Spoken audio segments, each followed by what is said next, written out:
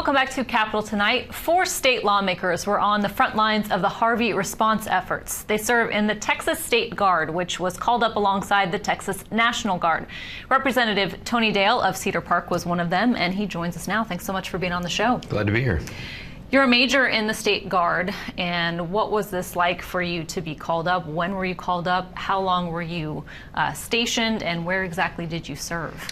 Well, it was interesting because the Saturday the storm was coming in was actually a normal drill weekend, but it was not normal in the sense that as soon as you got there, you realized that a very large storm was impacting Texas, and I went to a briefing at Camp Mabry, and we were told that there were going to be about 1,300 or 2,000 people called up in the National Guard, and then the next day I went to a briefing and they said this is looking more like 3,000, and then within a couple days it was all hands on deck, everybody's coming in including the State Guard. So it ramped up very quickly, which I think was a good call.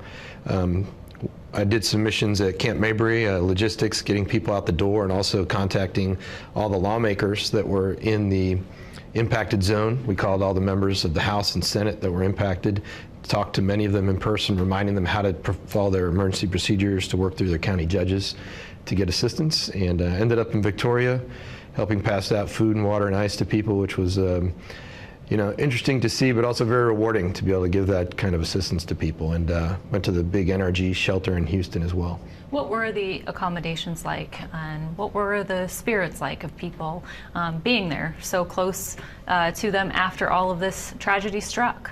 I was really impressed by the people in Victoria because, they were coming through, and it didn't matter who you were. People were coming through in cars that were, looked like they needed some work, and you had people coming through in very expensive cars. It doesn't matter who you were, what demographic, but to talk to them, see if they needed medical care, and ask them how they're doing. And their biggest thing they all said was, I'm doing fine. I know there's people that are hurt more than we are, and I just want electricity. That was the big thing. They wanted power back on. What was the devastation like to see it firsthand? Well, I contrast it because I got to go down to Victoria where there was a lot of wind damage. You could see the roofs were definitely destroyed in a lot of places, trees down all over the place. You could just tell going through that, it was a big wind event in Victoria. And then when you get over to Houston, even days and days and days after the storm, there was flooding up to the roof on many cars. There were cars on the side of the road just abandoned. In some areas where there was still water, halfway up windows on buildings. You have a military background, but just your role with the State Guard and the others that were there, were you working alongside some of the other 3 lawmakers that were also called up for this?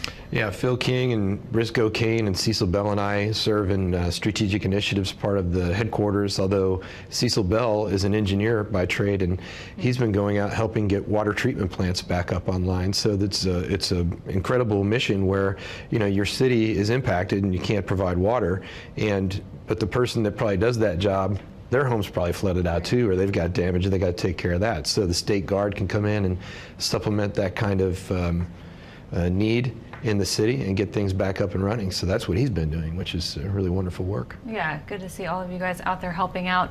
As someone who did this mission, continues to do this mission, how does it, make you look at things from a policy standpoint? Being on the front lines, how does it change your mind as a policymaker? Well, being privy to some of the briefings that happen on a daily basis, you can certainly see the scope of this. It was, without question, an unprecedented event for Texas. The cost of the state of Texas, aside from the personal losses that people have experienced and the insurance losses, but just the state agencies, it's over $500 million now. And that's something that we're going to have to address at some point down the road.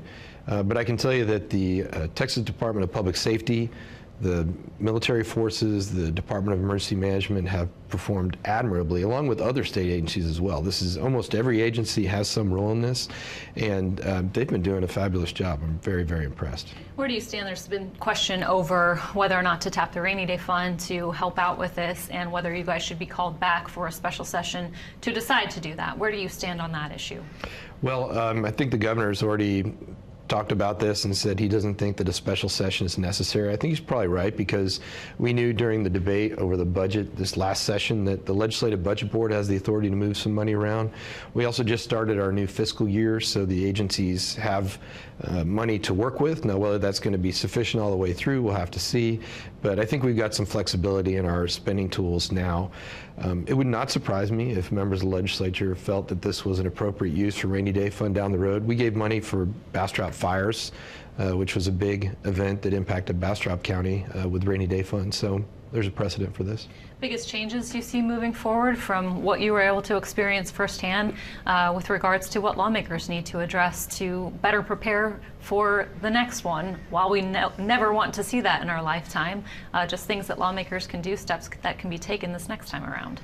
Well, I think we really have to go through our lessons learned from this, because while a lot of things happened well, I'm sure there's some things that we need to improve upon. And when you have a long time between major events like this, it's been a long time since Rita and Ike, there's lessons to be learned. One good example is we had a system we put in place after Katrina where we can track evacuees with a barcode and a bracelet, and we put that to great use during this. We never would have done that if we didn't have the problems in Katrina, for example. So there's going to be things that we learned this time. For example, people were flying drones right after the storm struck, and that was getting in the way of helicopters. Well, there were no drones that were readily available during Katrina. Katrina, Ike, Rita. So these are the kind of things Jeff see as technology helping or hurting in some of these areas, and how do you address that as well? A lot of questions and a lot of things will be addressed, I'm sure, this next session. And in the interim, Representative Dale, thank you for your work down there, and thanks for joining us today. We appreciate it. Thanks. The Quorum Report's